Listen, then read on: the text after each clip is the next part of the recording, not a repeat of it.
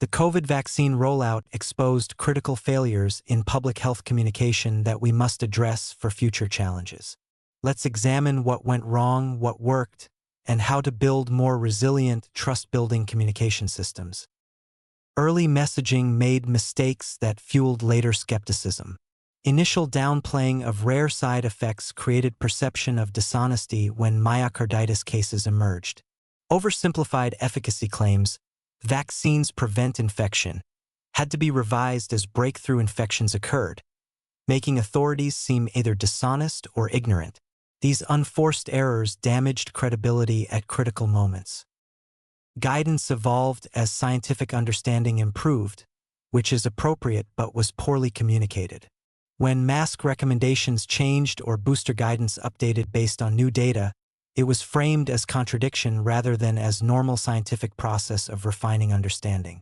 Public health authorities failed to anticipate that acknowledging uncertainty would be weaponized, so they avoided it, making later revisions seem like admissions of incompetence. What worked?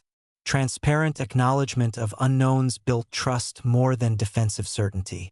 Officials who said, "Here's what we know, here's what we're still learning, here's our best guidance given current evidence," maintained credibility better than those claiming absolute certainty. Community-trusted messengers reached audiences rejecting public health authorities.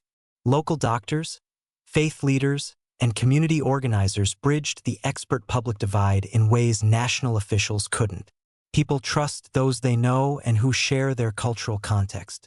One-size-fits-all messaging from distant authorities doesn't work across diverse communities with different histories and concerns.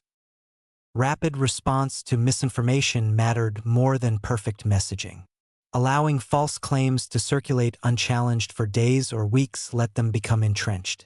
Quick, clear corrections, even imperfect ones, were more effective than delayed comprehensive responses. We need structural reforms. Invest in scientific literacy education starting in elementary school. Train scientists in public communication so they can translate complex findings accessibly without oversimplifying.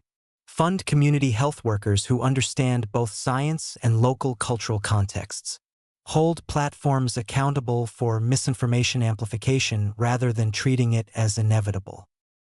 Future communication should lead with compassion, not condescension. When people have concerns, even misinformed ones, responding with "trust the science, you're stupid" guarantees resistance.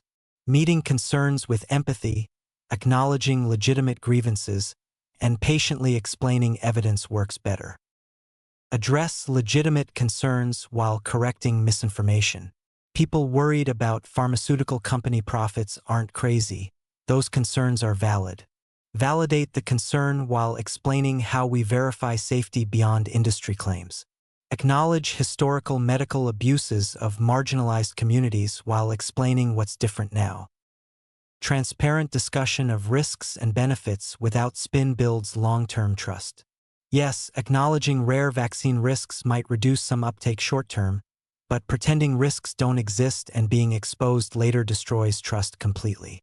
Honesty is the only sustainable strategy. Cultural tailoring is essential. Health communication for Hmong communities in Minnesota needs different messengers and framings than for Orthodox Jewish communities in New York or Spanish-speaking farm workers in California. Respect cultural contexts, work with trusted community leaders, and address specific historical traumas informing distrust. We need to acknowledge and address healthcare inequity directly. When communities have experienced discriminatory healthcare and lack access to quality care, telling them to trust medical institutions rings hollow. Build trust by improving actual healthcare access and quality, not just through messaging campaigns. The long game requires consistency, honesty about past failures, and addressing root causes of distrust. Quick communication fixes won't work. Rebuilding institutional trust requires years of demonstrating competence, transparency, and genuine concern for community welfare. We should create feedback loops where public health authorities actually listen to community concerns and adjust approaches accordingly. Top-down mandates without community input breed resistance. Participatory approaches incorporating community perspectives work better. Prepare for future infodemics. Misinformation will accompany every public health challenge. We need infrastructure for rapid response, trained communicators, partnerships with platforms, and pre-established relationships with trusted messengers who can counter false claims credibly. The lessons are clear: transparency over spin, compassion over condescension, community trust over distant authority, honesty about uncertainty, cultural tailoring over one-size-fits-all, and sustained trust-building over short-term persuasion campaigns. Implementing these lessons requires institutional change, funding, and commitment to doing the hard work of genuine community engagement rather than just better messaging of predetermined positions.